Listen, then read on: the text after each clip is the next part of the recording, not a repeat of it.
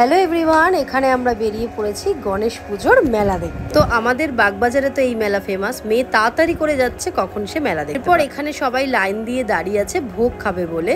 কি সুন্দর এখানে সাজিয়েছে।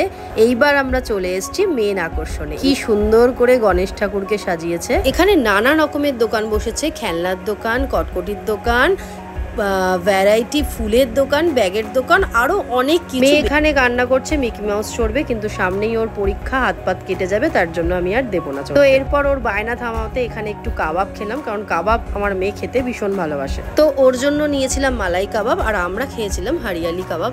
এখানে ও পাপাকেও একটু খাইয়ে দিল। এরপর আমি দেখছিলাম একটু চুড়ি, অনেকদিন ধরে ভাবছিলাম একটু চুড়ি নেবো, তো লাস্ট পর্যন্ত পছন্দ হলো বলে একটা চুড়ি নিলাম। সে তো শুধু কাবাব খেয়েই থামবে না, তাই জন্য সে এখানে এই পাখাটাও নিল। বাড়ি ফেরার পথে শাশুড়ি মার জন্য নিলাম এই বাদাম। আর দেরি না করে বাড়ি চলে এসেছি। ভিডিওটা ছিল এই পর্যন্ত। Thanks for watching, bye bye.